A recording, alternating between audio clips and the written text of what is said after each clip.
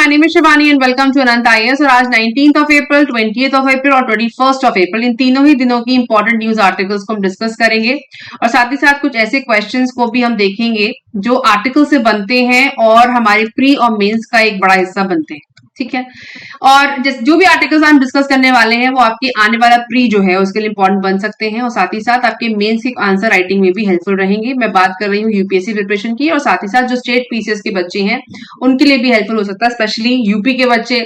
साथ ही साथ आप कर सकते हैं हिमाचल प्रदेश, हरियाणा, बिहार, राइट। तो इन स्टेट के जो बच्चे हैं उनके लिए भी इंपॉर्टेंट आर्टिकल्स इस एडिशन में हम डिस्कस करने वाले हैं, जो आज छपा है इंडियन एक्सप्रेस का जो पब्लिकेशन है उस पर हम डिस्कस करने वाले हैं। ठीक है, तो पहली न्यूज है how civil union is different from marriage. ये आर्टिकल आज का नहीं है, ये 18 अप्रैल का आर्टिकल है, लेकिन इसमें बहुत ही इंपॉर्टेंट टर्म डिस्कस की गई है जो मेरे ख्याल में आपका GS2 का इंपॉर्टेंट हिस्सा बन सकती है, साथ ही साथ प्री में भी आपसे पूछी जा सकती है। तो उसमें जो इंपॉर्टेंट टर्म है वो है सिविल यूनियन, राइट, क्योंकि ये जो कनेक्शन आ रहा है वो LGBTQ+ टर्म याद रखिएगा। इससे जुड़ा हुआ जो केस चल रहा है, सुप्रीम कोर्ट में हियरिंग चल रही है, उससे जुड़ा हुआ ये आर्टिकल, उससे जुड़ा हुआ ये टॉपिक है और उस पर हियरिंग चल रही है। अभी अल्टीमेट वर्डिक्ट आना बाकी है, आज भी हियरिंग चल रही है सुप्रीम कोर्ट में, बराबर उस पर आर्टिकल्स आ रहे हैं, आप चाहें तो गो थ्रू कर सकते हैं। बट जो ये टर्म है civil union, that is very important for the aspect of GS2 और साथ ही साथ आपका प्री का भी कुछ इंपॉर्टेंट का कंटेंट बन सकता है। तो सिविल यूनियन क्या चीज है? Civil union refers to the legal status that allows same sex couples specific rights and responsibilities normally conferred upon married couples। ठीक है, तो ये क्या है?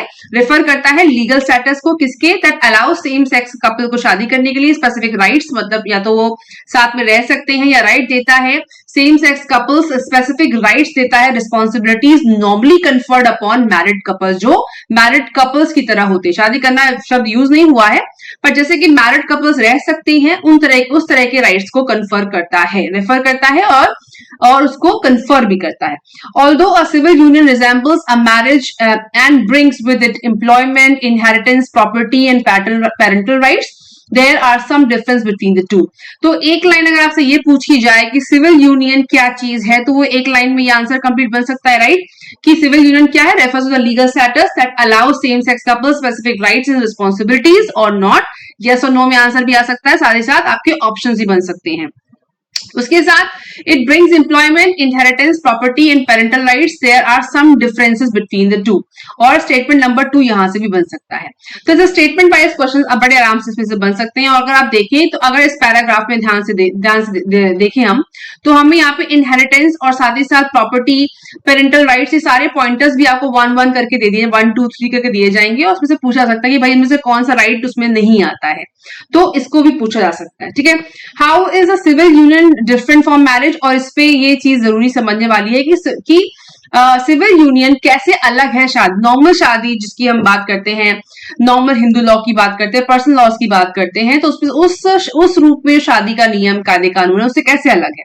In 2015, the Supreme Court of United States, SCOTUS, right, SCOTUS, legalized same-sex marriages across the nation with its landmark ruling, Obergefell versus Hodges, right.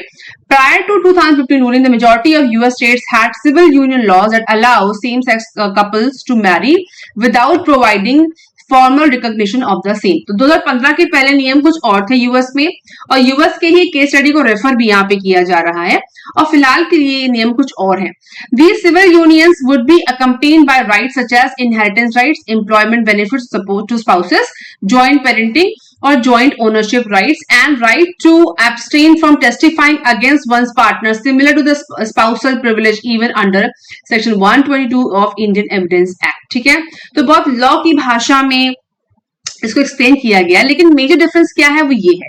A big difference between civil unions and marriages was the former was recognised solely by the issuing states and not by federal law. मतलब जो civil union है वो सिर्फ और सिर्फ issuing states या जिन states में नियम बनाए गए हैं उसी के द्वारा रिकॉग्नाइज किया गया फेडरल लॉ में, जो यूएस की बात हो रही है।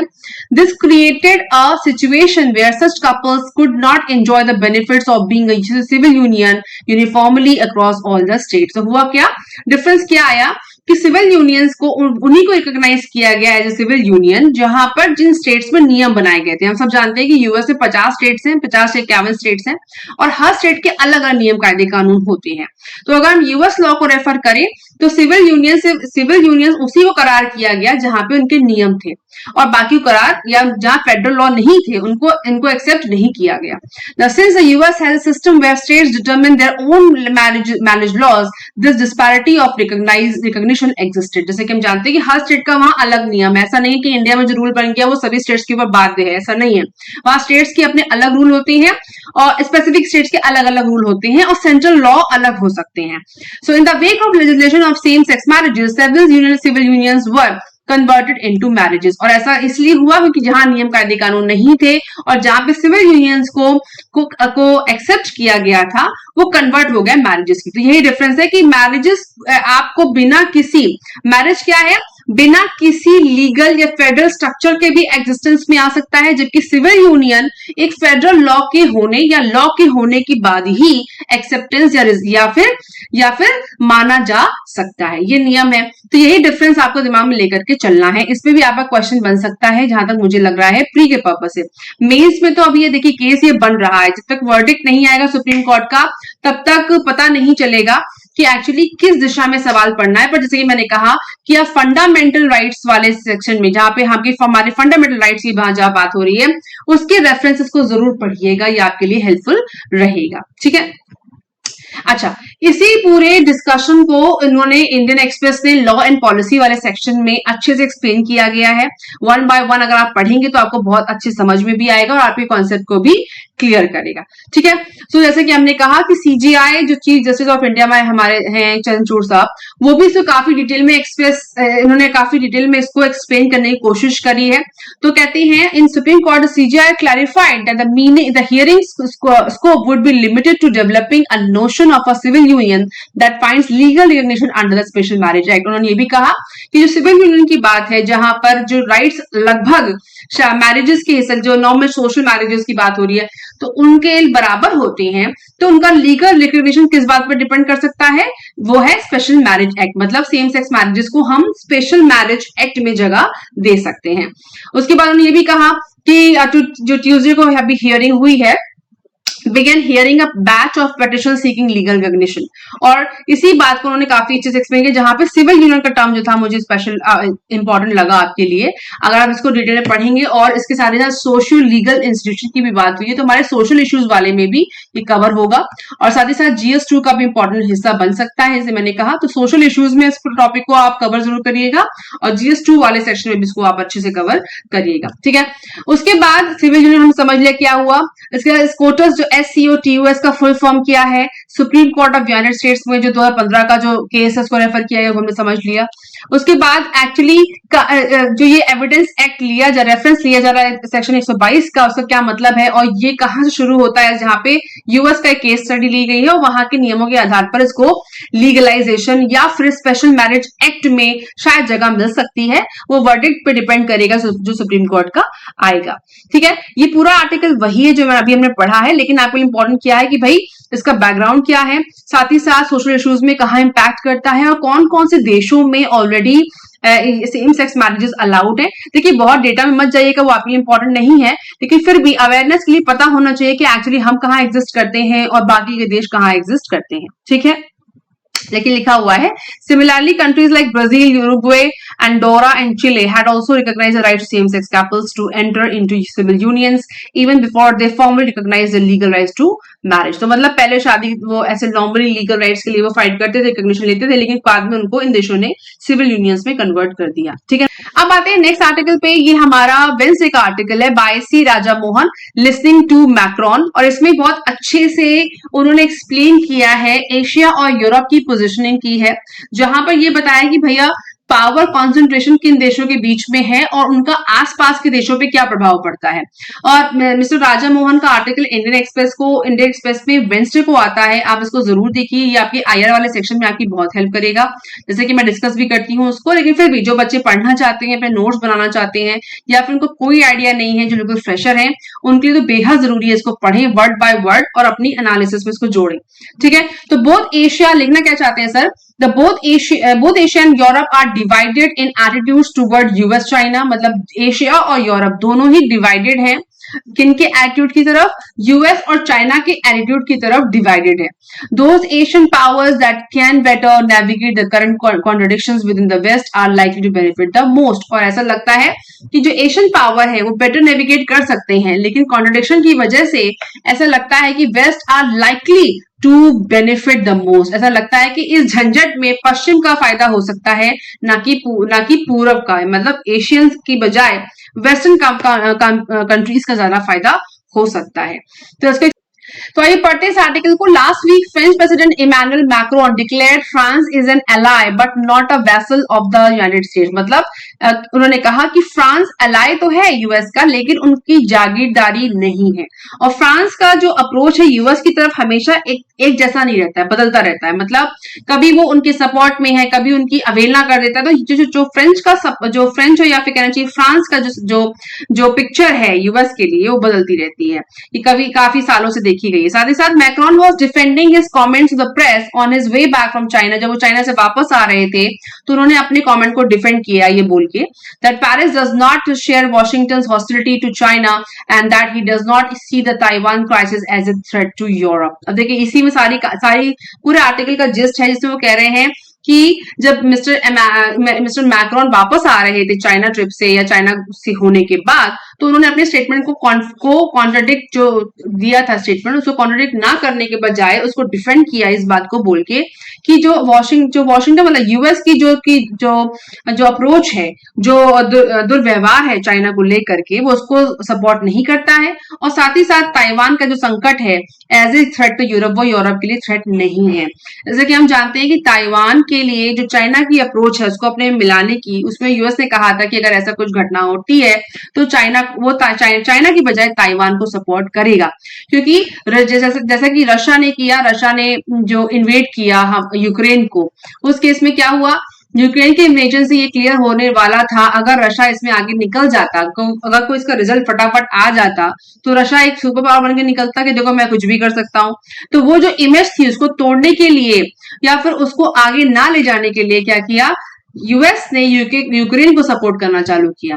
उसी प्रकार से ये ताइवान को लेकर के जो चाइना की अप्रोच है कि मैं आसपास के छोटे देशों का मैं बाप हूं और मैं उसको हथिया के चलूंगा या मेरे ही हिस्से में आ जाएंगे, जिसमें ताइवान के ऊपर वो हमेशा अटैक करने की टारगेट में रहता है.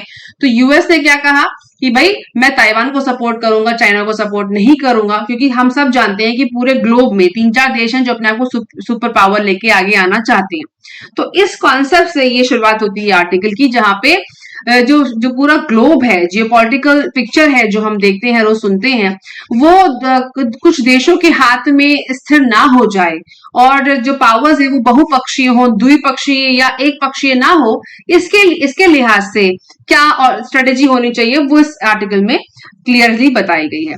So Macron's remark generated much outreach in the US and Europe but are welcome in China. ठीक है, चाइना ने इसको वेलकम किया और यूरोप और यूएस ने इसको वेलकम नहीं किया. ऑफकोर्स नहीं करेंगे, क्योंकि यूरोपियन देश वैसे आपस में काफी बटे हुए हैं, लेकिन अगर कोई यूरोपियन देश ऐसी बात कहता है तो वो उनको डर लगता है कि भाई हमारे ऊपर भी कल को अटैक ना हो जाए. ठीक है, और रशिया की जो अप्रोच है चाइना को लेकर के वो समझ में आ रहा है कि जब उन्होंने कहा कि जो फ्रांस है वो यूएस की जागीरदारी नहीं है, लेकिन ऐसा लगता है कि रशिया चाइना की जागीरदारी बनता जा रहा है. क्योंकि इस संकट की घड़ी में, जो रशिया के संकट की घड़ी है जहां पे लोग उसके ऊपर देश उसके सैंक्शंस लगा रहे हैं, चाइना एक बहुत बड़ा सपोर्ट है रशिया के लिए, ये हम सब समझ रहे हैं. तो उसके लिहाज से ये जो घटना है वो एक तरफ अगेंस्ट जाती है, एक तरफ सपोर्ट में आती है. तो करना क्या है एक्चुअली, चाइना की जो हेजेमोनिक पॉलिसीज हैं, जहां एशिया के लिए मतलब जो अलग अलग पॉलिसीज हैं और स्ट्रेटेजिक ऑटोनॉमी है, अगर कोई देश ऐसा कहता है कि भैया हम यूएस को सपोर्ट नहीं करते हैं, तो ये अच्छी बात चाइना के लिए है ना, क्योंकि चाइना तो चाहता ही है कि भाई ताइवान अकेला पड़ जाए और फिर उसके ऊपर मैं अटैक कर लूं. तो इस तरीके का जो ये डिबेट चलती है, जिसे कहते हैं वेसलाइजेशन, मतलब जागीरदारी बनाने की जो स्ट्रेटेजी है ना, जैसे इंपीरियलिज्म था वैसे वेसलाइजेशन भी बन गया है, जहां पर डिबेट चल रही है यूरोप और रशिया के बीच में कि भैया किसके पास कितनी जागीरदारियां हैं, कौन कितने ज्यादा सपोर्ट में है, कितनी देर सपोर्ट में, उनकी बातें हो रही हैं. तो इस आर्टिकल सर कहना चाहते हैं कि भाई इस जद्दोजहद में, इस भागदौड़ में अलग अलग देशों की अलग अलग अप्रोच है, और इसके साथ ही साथ यूरोप भी है वो बटा हुआ रहा है सालों से। कभी भी यूरोप के देश आपस में एक से नहीं रहे। अगर आप यूरोप की बात करें तो आधे हैं रशिया की तरफ, आधे हैं यूएस की तरफ, आधे नेटो में भाग लेते हैं, आधे नेटो में भाग नहीं लेते हैं।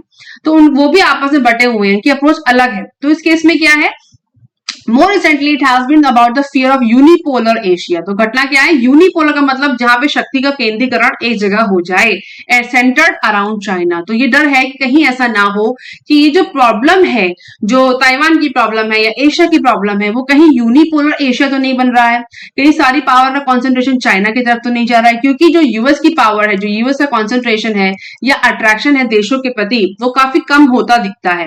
इस पूरे ही वॉर में जो अभी खत्म नहीं हुई है, कोई रिजल्ट नहीं आया है, उस केस में यूएस सभी देशों को खुश नहीं कर पाया, मतलब सारे देश यूएस का सपोर्ट नहीं करते हैं, और इसकी वजह से चाइना एक यूनिपोलर एशिया बनाने में सक्षम सा दिखता है।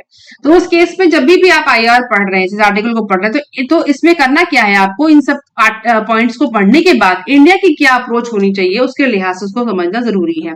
So it is equally true that strategic value of India will only go up for the US amidst the European reluctance to stand up to China's hegemonic ambition. क्योंकि अभी फिलहाल के लिए प्रेजेंट में जो बात हो रही है, इंडिया का जो अप्रोच है वो चेंज हुआ है यूएस के हवाले से, ठीक है। यूएस का अप्रोच इंडिया को लेके भी बदला है, और चाइना को कोने करने की बात आई है, कॉर्नर करने की बात आई है। तो चाइना को जब कॉर्नर करने की बात है, क्योंकि चाइना इंडिया के लिए भी सही अप्रोच नहीं रखता है, राइट।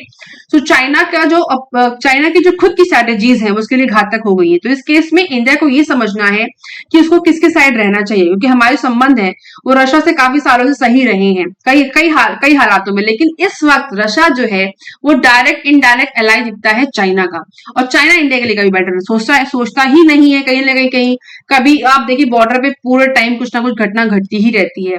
तो उस केस में इंडिया का अप्रोच क्या होना चाहिए, ये इसके लिए आप खुद अपनी ओपिनियन बनाइए।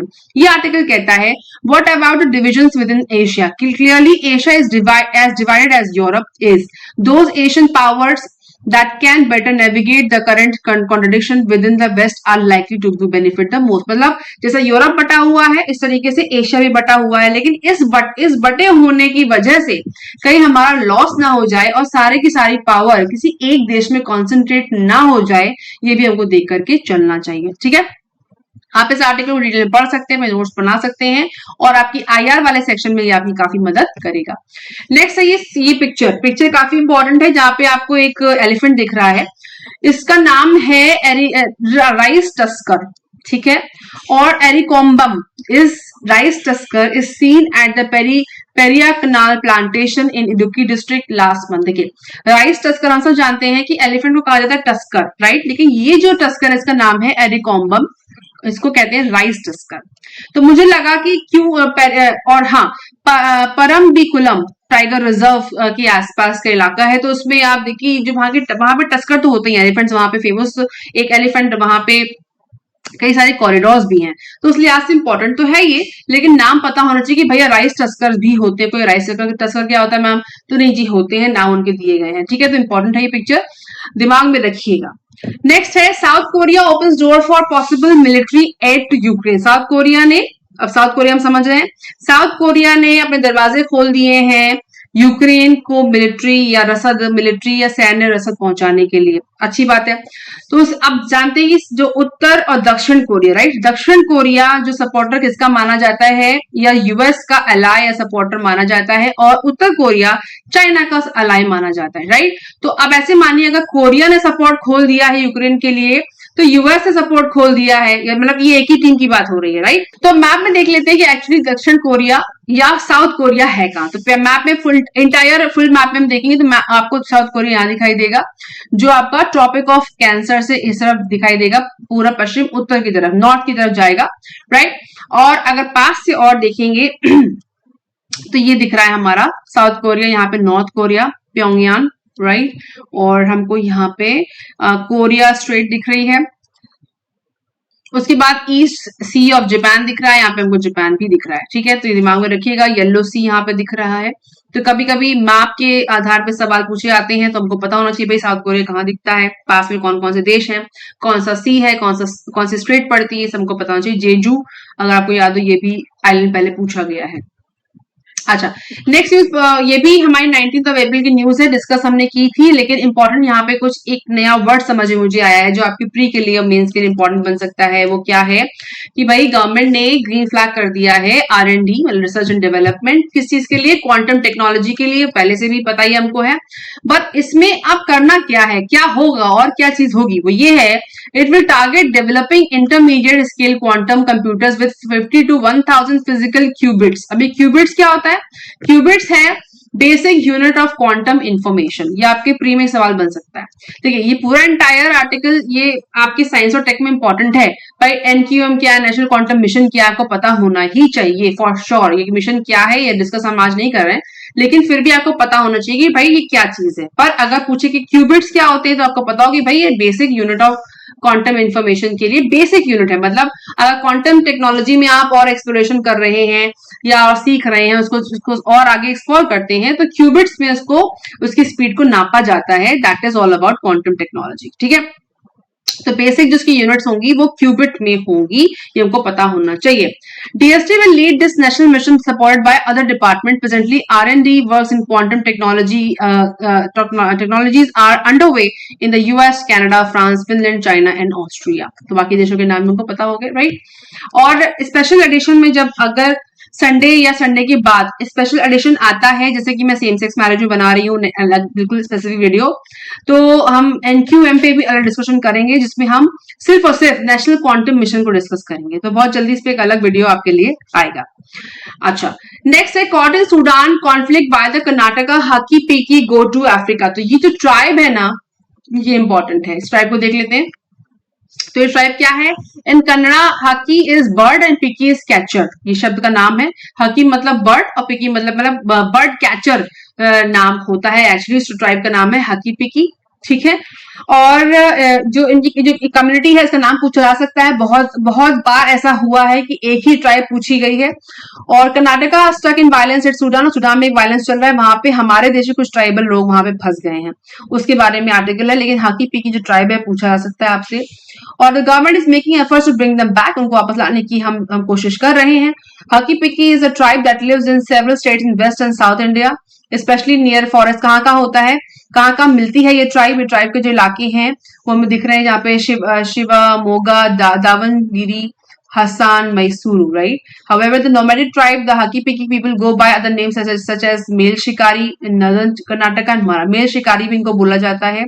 Members of the tribe speak वागरी and ये वागरी बोलते हैं, ये भाषण की वागरी है। और इसके साथ ही साथ Hakki Pikki moves in group from place to place. कहाँ ट्राइब्स मिल सकती हैं हमें? गुजरात में पनवार, कालीवार एंड मेवाड़। इनकी शुरुआत जो है, इनका ओरिजिनेशन माना जाता है गुजरात और राजस्थान में, क्योंकि इनकी जो ट्राइब की महिलाएं हैं वो स्कर्ट या घाघरा पहनती हैं, तो उस वजह से उनको लोकेट किया जा सकता है। पर प्रेजेंट में सूडान में जो कॉन्फ्लिक्ट चल रहा है, वहां पे कुछ ट्राइबल, वहां पे जो हमारे देश के लोग वहां फंसे हुए हैं, उन्हें वापस लाने जाने की कवायद या मेहनत की जा रही है। ठीक है, तो ये ट्राइब है, ये आपसे पूछी जा सकती है प्री में, तो मेरे लिए इंपॉर्टेंट, मुझे लगा ये डिस्कस करने लायक है। अच्छा, नेक्स्ट है the first ever water body census Bengal tops list of states with most ponds and reservoir. So एक सेंसस हुआ, एक सेंसस किया गया, किसके द्वारा? मिनिस्ट्री ऑफ जल शक्ति के द्वारा। उस सेंसस के हिसाब से जो वेस्ट बंगाल है वहां पर सबसे ज्यादा पॉन्ड्स और रिजर्वोयर हैं। सबसे पहले जरूरी ये है भाई कि मिनिस्ट्री ऑफ जल शक्ति क्या है, जल शक्ति मिशन की वेबसाइट पे आप जाइए, इस पूरी वेबसाइट को खंगालिए, एक्चुअली क्या करती है, इनका काम क्या है। और इसके बाद जो वाटर बॉडीज में जो लिस्टिंग है उसको दिमाग में जरूर रखिएगा, पूछा जा सकता है। और आपके GS1 वाले सेक्शन में भी इसके ऊपर सवाल बन सकता है कि भैया रिजर्वोयर्स और आपके जो वाटर बॉडीज के ऊपर सेंसस हुई उसमें कौन कौन सी लिस्टिंग है, उसके फायदे नुकसान क्या है, इस पर सवाल पहले बने हैं, बन भी सकते हैं, तो उसके लिए ऐसे आर्टिकल इंपॉर्टेंट है। तो पहला आया वेस्ट बंगाल, उत्तर प्रदेश, आंध्रा, उड़ीसा, असम, झारखंड एंड तमिलनाडु। उसके बाद हमारा water body is lost to encroachment, जहां पे इंक्रोचमेंट एरिया कम हुआ है, खोया है वाटर बॉडी से, वहां पे कहाँ है? उत्तर प्रदेश टॉप पे है, उसमें तमिलनाडु और फिर आंध्र प्रदेश। इंपॉर्टेंट डेटा बन सकता है। नेक्स्ट है आसाम और अरुणाचल के बीच में पैक्ट हो सकता है और लिंक पैक्ट टू एंड, जो बहुत पुराना जो पैक्ट है वो एंड होगा, मतलब जो बहुत दिन से बहस चल रही थी वो सॉल्व होगी और एक बॉर्डर डिस्प्यूट खत्म होगा। 20 अप्रैल की ये न्यूज है, मतलब कल की। In a move to end a 5 decade old border dispute, the chief minister of Assam and Arunachal Pradesh on Thursday signed a memorandum of understanding over disputed areas along the roughly 800 kilometer shared boundary। तो आपको आसाम और अरुणाचल की boundary भी clear होनी चाहिए, कहां से कहां तक अटैच करती है, आसपास कौन से देश कनेक्ट होते हैं। साउथ ईस्ट के नॉर्थ ईस्ट के मैप को लेकर कई बार सवाल बने हैं। तो ये जो पैक्ट हुआ, मेमोरेंडम ऑफ अंडरस्टैंडिंग साइन हुआ है, that's a good thing. But इसके अलावा आपको मैप के लिहाज से ये आर्टिकल इंपॉर्टेंट है, तो मैंने आपको दिखाया। मैंने मैप यहाँ पे मैं नहीं दिखा रही हूँ डेलिबरेटली, आपके लिए होमवर्क है याद से कि आप जाकर के आसाम और अरुणाचल प्रदेश का मैप खोल के देखिए एक्चुअली पास पास कौन से स्टेट्स हैं, पहाड़, नदियां, रिजर्वॉयर्स, पॉन्ड सब आपको देखने हैं, सो दैट कि आपके दिमाग में रहे कि भाई वहां पे और कौन कौन सी चीजें आपको मिल सकती हैं ज्योग्राफी वाले कॉन्टेक्स्ट में। ठीक है, नेक्स्ट है after 3 harrowing days, missing mountaineer found in Mount Annapurna crevasse alive and critical। so ये जो न्यूज है, इसमें न्यूज में क्या है, न्यूज में है अन्नपूर्णा, राइट। सो हम इसको देख सकते हैं कि भैया ये जो न्यूज है ये पूछी नहीं जाएगी ऑफ कोर्स, लेकिन अन्नपूर्णा कहाँ दिखती है, तो आप देखिए नेपाल के मैप में जब जाएंगे तो आपको धौलागिरी, अन्नपूर्णा, मनसलू और माउंट एवरेस्ट यहाँ मकालू दिखता है। तो ये जो सीक्वेंस है, ये सीक्वेंस ऐसे ले लीजिए या फिर हाइट के हिसाब से आपका जो सीक्वेंस है उसके साथ सवाल बन सकता है, पूछा जा सकता है कि भैया कौन सी रेंज में कहाँ पे कौन सा पहाड़ है, कहाँ पड़ता है, कहाँ वो इंडिया में है, इंडिया के बाहर पड़ता है, नेपाल में है कि कहाँ है। तो ये जो लोकेशन वाले सवाल होते हैं पूछे जा सकते हैं। तो अन्नपूर्णा को जरूर मैप पे आप लोकेट करिएगा। ये तो मैंने आपको जनरल मैप दिखाया है, लेकिन फिर भी आप ज्योग्राफी वाले सेक्शन में जाकर के एनसीईआरटी उठा के या फिर आप जहां से ज्योग्राफी पढ़ रहे हैं वहां से अन्नपूर्णा रेंजेस को जरूर देखिएगा। ठीक है, यहाँ पे देखिए मैंने आपको दिखाया है, ये पिक्चर मुझे आई डोंट रिमेम्बर किस वेबसाइट से मिली है, लेकिन बेस कैंप लिखा है तो बेस कैंप की वेबसाइट से होगी। यहाँ पे देखिए पूरा का पूरा रेंज है अन्नपूर्णा का, देखिए कई सारे रेंजेस में आपको पूर्ण हिल लिख रहा है, फिर अन्नपूर्णा 4, अन्नपूर्णा 2, अन्नपूर्णा 3। एक्चुअली इसमें क्या न्यूज क्या थी कि मिस्टर अनुराग मल्लू एक एक्सपीडिशन हुआ अन्नपूर्णा में, वहां पे फंस गए थे और उनको फाइनली रेस्क्यू किया गया है। So he is not dead, he is alive और क्रिटिकल सिचुएशन में है। तो ये न्यूज वहां से बनती है। ठीक है, उसके बाद देखिए काठमांडू भी यहाँ आपको दिख रहा है नेपाल के पास। तो ये आप इस तरीके से उसको लोकेट कर लीजिएगा, आपको आपके सवाल कई सारे ज्योग्राफी के सवाल ऐसे सॉल्व हो सकते हैं।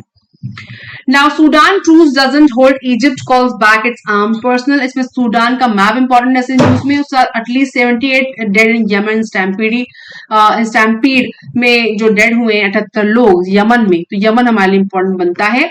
तो हमें सूडान का मैप देख रहे हैं, यहाँ पे हम अफ्रीकन कॉन्टिनेंट में सूडान दिख रहा है हमको यहाँ पर, राइट। आसपास के देश कौन कौन से, इजिप्ट हुआ, Libya, Chad, central African Republic, उसके बाद south Sudan, Ethiopia and Eritrea, और यहाँ पे दिखा रेड सी। तो लोकेशन पता होनी चाहिए सूडान की, हमने आप पहले भी डिस्कस की है, लेकिन मैप के आधार पर सवाल बन सकते हैं।